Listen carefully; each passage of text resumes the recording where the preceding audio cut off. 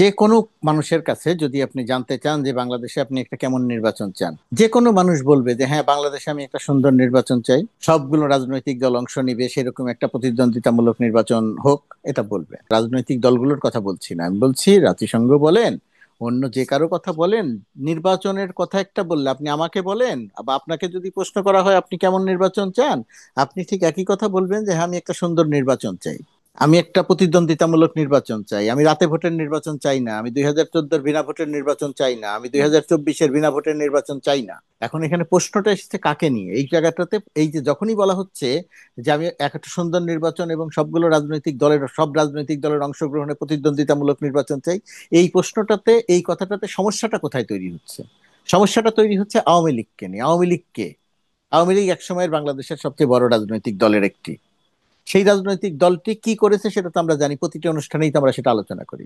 জাতিসংঘের হিসাব অনুযায়ী কমপক্ষে 1400 মানুষকে তারা হত্যা করেছে, এরকম আরো অনেক পরিসংখ্যান দেয়া যাবে। এখন তারা মানবতা বিরোধী অপরাধ করেছে। মানবতা বিরোধী অপরাধ করেছে কে বলেছে? জাতিসংঘ তার রিপোর্টে বলেছে।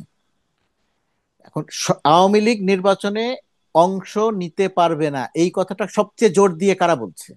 সবচেয়ে জোর দিয়ে বলছে নতুন রাজনৈতিক দলটি, যারা গণ অভ্যুত্থান সংগঠিত করেছে তারা, যে কোনো অবস্থাতেই তাদেরকে নির্বাচনে অংশ নিতে দেওয়া যাবে না। একটা গণতান্ত্রিক পরিবেশে, যে গণতান্ত্রিক, এখনকার গণতান্ত্রিক পরিবেশে, পরিবেশটি যারা তৈরি করেছে, সামনে থেকে যারা নেতৃত্ব দিয়েছে, পেছনে আরো অনেকে ছিল, এবং তাদের নেতাকর্মীরা, সহকর্মীরা হত্যাকাণ্ডের শিকার হয়েছে। শেখ হাসিনা নিজে নির্দেশ দিয়ে, মারণাস্ত্র প্রয়োগের হুকুম দিয়ে, হেলিকপ্টার থেকে গুলি করিয়ে, এই যে যারা বলছেন যে আওয়ামী লীগকে কোনোভাবেই নির্বাচনে অংশ নিতে দেয়া যাবে না, তাদের সহকর্মীদের হত্যা করিয়েছে। বিএনপিরও বহু মানুষ হত্যাকাণ্ডের শিকার হয়েছে। তাদের অবস্থান থেকে গণতান্ত্রিক পরিবেশে রাজনৈতিক বক্তব্যে তারা বলছেন আওয়ামী লীগকে কোনো অবস্থাতেই নির্বাচনে অংশ নিতে দেয়া যাবে না। রাজনৈতিক দল হিসেবে, রাজনৈতিক বক্তব্য হিসেবে অবশ্যই তারা এটা করতে পারেন, তারা এটা বলতে পারেন। আর আমার কাছে যদি জিজ্ঞেস করেন যে আমি কি চাই বা কি হওয়া উচিত, আমি যেটা চাই বা আমি কি হওয়া উচিত, এই জায়গাটাতে আমার বক্তব্য হচ্ছে এই মুহূর্তে আওয়ামী লীগ নির্বাচনে অংশ নিবে কি নিবে না সেটা গৌণ বিষয়। গুরুত্বপূর্ণ বিষয়টি হচ্ছে বিচার হতে হবে, শেখ হাসিনার বিচার, গণহত্যা যারা করেছে প্রথম সারির আওয়ামী লীগের নেতাদের বিচার। তারপরে গিয়ে দল হিসেবে আওয়ামী লীগের বিচার করা হবে কি হবে না সেটা পরে নির্ধারণ করা হবে। মোশাররফ ভাই যে কথাটা বলছেন যে বিচারের গতি অনেক কম, আর আমি বিষয়টিকে দেখি যে হ্যাঁ, বিচারের গতি যদি আরো দ্রুত হয় আমি খুবই খুশি হব। কিন্তু আমি একই সঙ্গে এটা নিয়ে খুবই চিন্তিত যে এই বিচারটি হতে হবে নির্মোহভাবে, এই বিচারটি হতে হবে আত্মপক্ষ সমর্থনের পর্যাপ্ত সুযোগ দিয়ে, এই বিচারটি হতে হবে আন্তর্জাতিক মানদণ্ড অনুযায়ী। এই বিচারের ক্ষেত্রে খুব গুরুত্বপূর্ণ একটা ভূমিকা, সাক্ষী হিসেবে খুব গুরুত্বপূর্ণ, বা হিসেবে একটা দায়িত্ব, গুরুত্বপূর্ণ থাকবে জাতিসংঘের মানবাধিকার হাই কমিশনের যে রিপোর্টটি। সেই রিপোর্টের মধ্যেও সতর্ক করা হয়েছে বিচারটাকে আন্তর্জাতিক মানদণ্ড অনুযায়ী করতে হবে। সেই রিপোর্টটার মধ্যে সতর্ক করা হয়েছে সর্বোচ্চ শাস্তি অর্থাৎ মৃত্যুদণ্ড যদি দেয়া হয়, তাহলে জাতিসংঘের কাছে যে সমস্ত তথ্য প্রমাণ আছে তা সেগুলো তারা সরবরাহ করবে না। বর্তমান সরকারের জন্য চ্যালেঞ্জ বহুবিধ।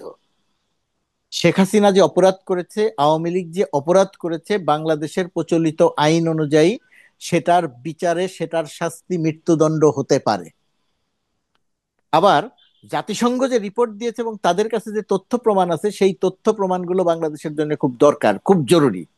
সেগুলো যদি বাংলাদেশ এখানে মৃত্যুদণ্ড দিয়ে সেখানে যদি সেই কাজ, সেই তথ্য প্রমাণগুলো যদি না পায়, তাহলে সেটাও বাংলাদেশের জন্য, সরকারের জন্য ভালো দিক না, এই বিচার প্রক্রিয়ার জন্য ভালো দিক না। সুতরাং আমার কাছে যেটা মনে হয়, বিচার একটা ধারাবাহিক প্রক্রিয়া, সেই বিচার ধারাবাহিক প্রক্রিয়ায় এটা চলতে থাকবে। এই সরকার চলবে। এই সরকার যদি ডিসেম্বরে নির্বাচন দেয়, জানুয়ারিতে আরেকটা নতুন সরকার আসবে। বিএনপি যদি আসে তো বিএনপি সেই আন্দোলন, সেই বিচারটা এগিয়ে নিবে।